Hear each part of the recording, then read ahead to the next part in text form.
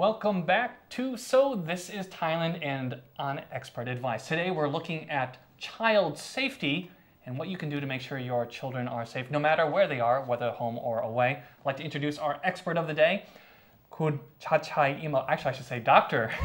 Chachai Imorom, who is a pediatrician at Ramatiburi Hospital here in Bangkok. Thank you very much for joining us. You're welcome. I know that children or parents always want to make sure their children are safe no matter where they go. Sure. What are the most common injuries you're finding with children here in Thailand? I'm gonna say it has to be divided into two groups. In the children younger than one year of age, the leading cause of death should be suffocation, like they cannot breathe. They usually happen in the night or somewhere else, in their bed in your house. What's the cause of that? I think that's called like cot death or something, right? Like the parents sleeping on them in the night. They're just too tired when they raise up the child in the day, and in the night they just, loss of energy or something. And they accidentally smother the child. And another way is, you mentioned if they're in a baby crib or something. Right. Just it's about the product safety. The baby crib is not safe enough for the children. The rail guard is too wide, or something like that. They can slip out, just fell out of the bed or the crib or something. We've got so many details about it. But this is the leading cause of death in 1 year old child. And in the other group? For all the child, the leading cause of this group, the older one, is the drowning. It has been so many years that it has been like this. That's very surprising, and I know a lot of people are thinking, but especially here in Bangkok, there's not that many open places for water or where children are playing water. You would think. Right, because right now we just dump the soil in the canal or something. But most of the child who get drowned, they drown in their house. Maybe in the bathroom, in the pond in front of your house, or somewhere just around your house. Not far, even only 50 meters from your house. Wow. Around your house, just around your house. That's very sad. Not so far, just around there. And how much water, I know a lot of people are thinking, well, if a child's going to drown, it might be in the bathtub, it might be in a swimming pool, in a klong. Right. How much water is actually necessary for... To be safe, right? Only 2 inches. 2 inches. They can just drown in the water only 2 inches high. Just needs to be enough to block the air passage. Right.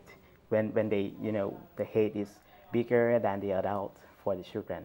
When the head is just slammed out in the bucket or something, they just cannot push themselves out of that place. So it doesn't necessarily have to be their entire body which is submerged. No, it's as long as it's the head. Just only their nose, their mouth, or like that. In looking at, especially for the foreigners out there, I know a lot of them are saying, oh, my child, they know how to swim. I'm always attentive with them. How long does it take for a child to become unconscious due to asphyxiation due to drowning? Around only three minutes. Only 3 minutes? Only 3 minutes. When, just imagine the parents just going out for pick up the phone or going to the bathroom, to the toilet, or talking to someone. When they just turn back, oh, where's my baby gone? Right. They just, going accidents somewhere else. Can happen at any time. What are some of the safety measures or precautions that you would recommend? At first, it's very easy. Just lock your door, the bathroom, the toilet. This is the first thing that you could do. Right. And you have to, let the bucket empty. Do not let water in there. If you cannot sure that you're gonna be around with your children all the time.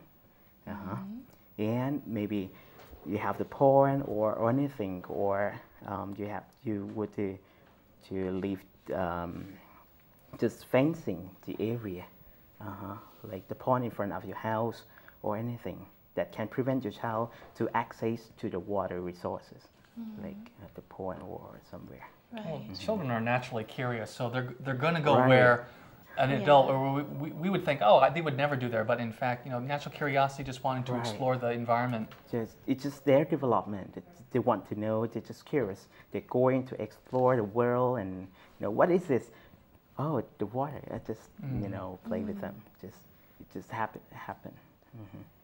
In looking at, for the foreigners out there, again, maybe you're here on vacation. A lot of times you're visiting the beaches here. Thailand is touted for its beautiful beaches. Right. In the West, we're used to seeing lifeguards out there up on the towers, wearing the red and the life, saving equipment. Is that another area that parents should be aware of here? Right, because in Thailand we do not have that much lifeguards. When you're going out for your vacation on the beach or somewhere, you hardly find a lifeguard. You could find only in somewhere in the swimming pool, in the department store, the bigger swimming pool, but not in the beach, natural beach. Right. So what about CPR training and some kind of basic steps that parents should know? Yeah. What would be your recommendation for that? I'm not sure for the foreigner, but for Thai people, they usually just put the child in their shoulder and just run to help them when they get drowned. Does that work? No, not at That's all. Like the worst. That's a very bad thing. Very bad thing. We not recommend. It is not allowed to do actually. Right. They just do the basic CPR. Just give the mouth breathing and push the chest wall, the heart. Are there courses that parents can take here in Thailand, within the city or in surrounding areas? Not that much. But from time to time, you can see. Yeah, we have the CPR courses for adults, for anyone who interesting. Yeah, it certainly would be very useful to know. Right. I know in the Child Safety Promotion and Injury Prevention Research Center, which where you're from. It's a very long title. I know you deal with drowning, as you mentioned, #1 cause. Right.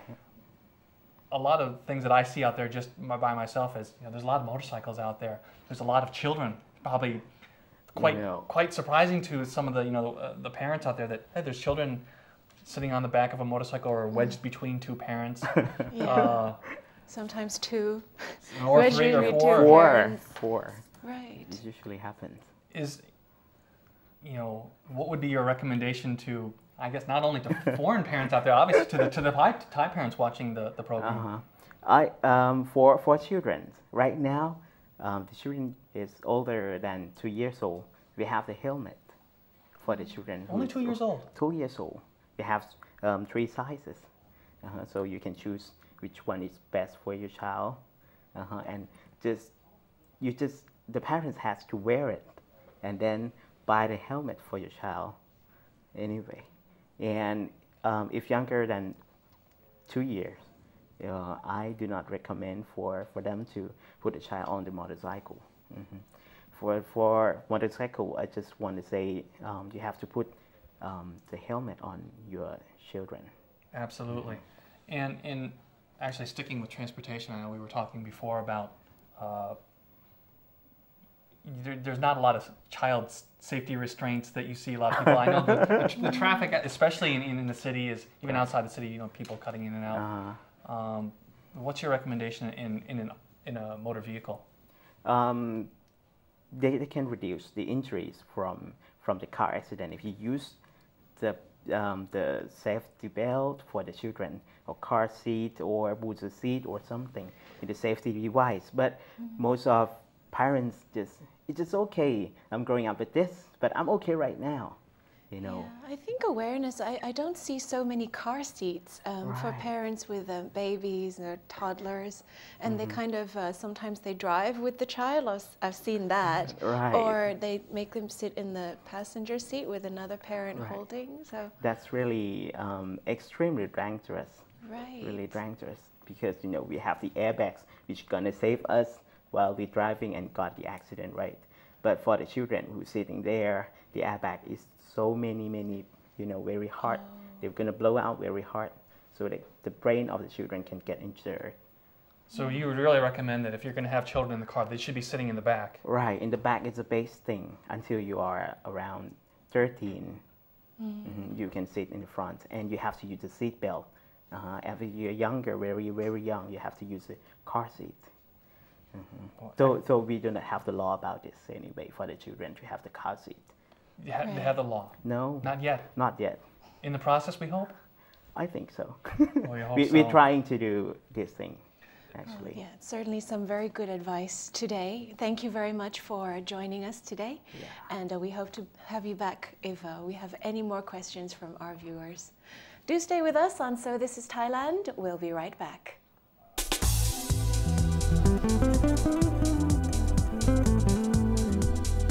Day 2 here in Hua Hin, and I'm on top of Khao Hin Lek Phai, just doing a little exercise in rock climbing to start my day before a lot of activities planned ahead.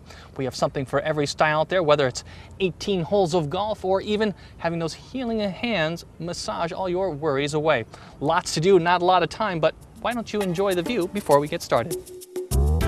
Hua Hin caters to not only the casual traveler, but also to high-end visitors who demand top quality in accommodations and in their excursions.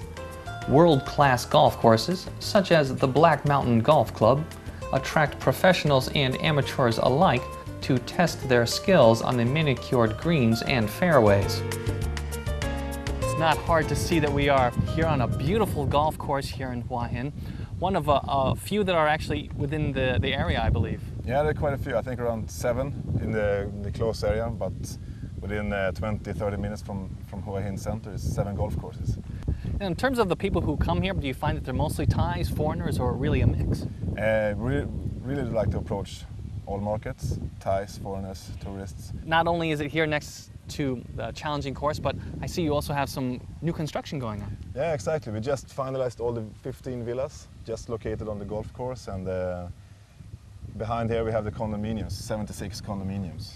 Why is it that Hua Hin is such a great place to come play golf? One of the main things is that it's playable all year round. We, for example, have never been closed for rain, so you can actually come to play all year round. It's perfect climate for golf, and also the proximity to the golf courses. From Hua Hin Center, you can reach about 7 golf courses within 30 minutes. And up to Black Mountain, it's maybe 20 minutes from Hua Hin Center. So. After playing 18 holes under a tropical sun, retreating to one of the many great spas in Hua Hin can help you recover and rejuvenate. The most renowned, Shivasom International Health Resort, not only has solidified itself as the premier spa in town, but also has earned laurels worldwide. Well, I have to say, after 18 holes of golf, there isn't a muscle on my body which isn't sore, but all of that has been taken care of coming here to the spa. It's all been massaged away, and I feel, well, as the Thais say, sabai sabai.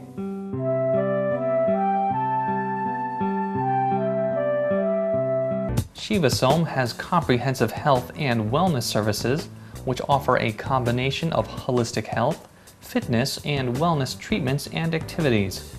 These treatments and activities range from traditional Eastern to modern Western styles. Shivasom Spa cuisine is world-renowned and has won many awards, helping contribute to what many call the haven of life. Oh, you have to excuse me. That was one of the best massages I've ever had, and then after all the activities that I've done today, well, I surely needed it. I hope you enjoyed our little trip around Hua Hin, and hopefully you have some inspiration for when you come here yourself. I recommend all of it. We'll have to see you next time back in Hua Hin, but for now, back to the studio.